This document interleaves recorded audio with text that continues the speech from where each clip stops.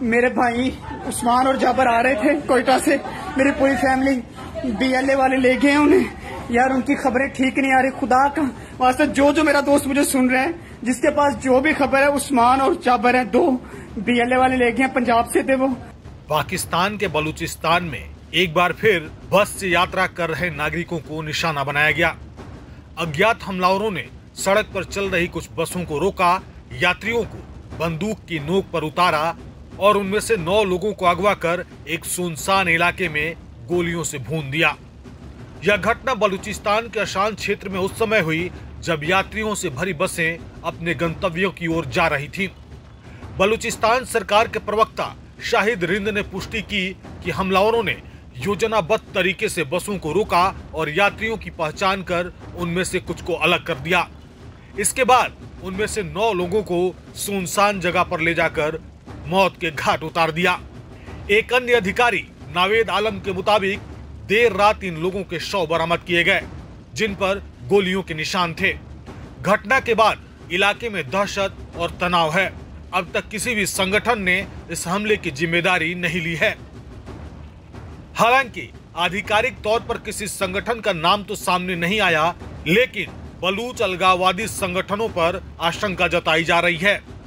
बलूच विद्रोही कई वर्षों से पाकिस्तान सरकार के खिलाफ सशस्त्र संघर्ष चला रहे हैं। उनका आरोप है कि इस्लामाबाद बलूचिस्तान के संसाधनों का दोहन कर रहा है, लेकिन स्थानीय लोगों को कोई लाभ नहीं मिल रहा। बलूच विद्रोही केवल पाकिस्तान के खिलाफ ही नहीं, बल्कि चीन पाकिस्तान आर्थिक गलियारा यानी सीपेक के तहत बनाए जा रहे प्रोजेक्ट्स का भी विरोध कर रहे हैं। उनका कहना है कि चीनी कंपनियां बलूचिस्तान की जमीन और खनिज संसाधनों को लूट रही हैं और इसके बदले में बलूच लोगों को विस्थापन, बेरोजगारी और सैन्य दमन झेलना पड़ रहा है। बलूचिस्तान में इस प्रकार के हमले कोई नई बात नहीं है। 11 मार्च 2024 को भी बलूचिस्तान लिबरेशन आर्मी ने जाफर एक्सप्रेस ट्रेन को क्वेटा से पेशावर जाते समय हाईजैक कर लिया था। उस समय ट्रेन में 440 से अधिक यात्री सवार थे। बीएलए के लड़ाकों ने ट्रेन को रोककर 26 लोगों की हत्या कर दी थी, जिनमें 18 सुरक्षाकर्मी भी शामिल थे।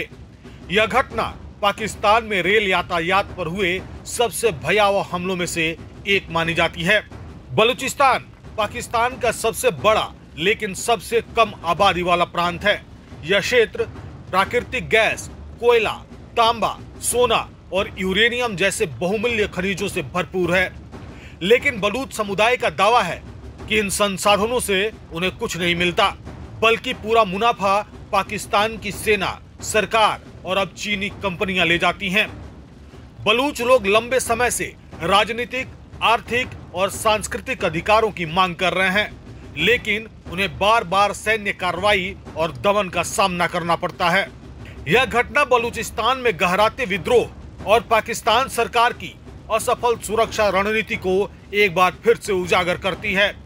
जहां एक ओर आम नागरिकों की जानें जा रही हैं, वहीं दूसरी ओर पाकिस्तान अंतर्राष्ट्रीय स्तर पर चीन के साथ मिलकर सीपेक जैसे आर्थिक प्रोजेक्ट्स को आगे बढ़ाने में व्यस्त है। लेकिन यदि जमीनी स्तर पर सुरक्षा, समावेश और विकास नहीं हुआ तो बलूचिस्तान में ऐसी हिंसा और असंतोष भविष्य में और अधिक खतरनाक रूप ले सकता है।